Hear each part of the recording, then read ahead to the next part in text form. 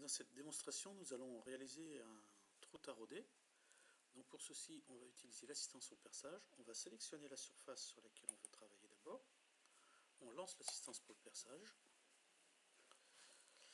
Et ici, alors si je veux ouvrir toute la fenêtre, nous avons 9 cases qui nous permettent de faire différentes choses. Donc il y a des chambrages, ce qu'on appelle des lamages en atelier, des perçages simples. Enfin, ce qui nous intéresse pour aujourd'hui, c'est le taraudage. Donc ici, on sélectionne le taraudage. Quoi que vous fassiez ici, mettez-vous toujours en ISO. Ici, dans différentes propositions, donc suivant l'ordinateur sur lequel vous êtes, il est peut-être mis sur trou taraudé pour tuyau, trou taraudé profond, donc vous prenez trou taraudé. Et ici, on va indiquer la taille de notre taraudage. Donc on va prendre un M8 par exemple.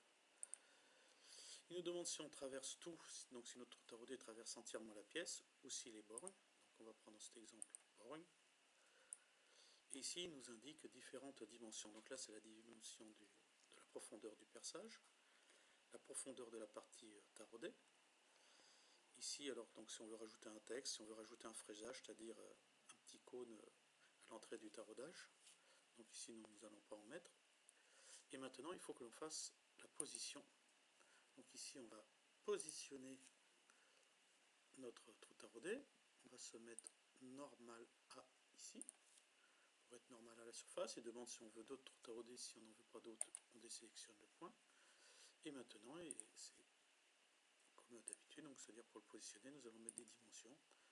Donc ici, on va se mettre à 25 par exemple. Et par rapport en haut, on va se mettre à 1 mm. On valide la cotation, on valide notre trou taraudé. Et il nous réalise bien un cercle complet, un cercle aux 3/4 qui indique que le trou est taraudé. Si je viens ici pour regarder avec les traits pointillés à l'intérieur, et que je me mets en vue de gauche, ici, hop, je me suis trompé, donc c'est la vue de face, pardon. Donc sur notre vue de face, nous avons bien notre perçage avec le cône et notre taraudage qui est représenté autour. Donc voilà, c'est fini.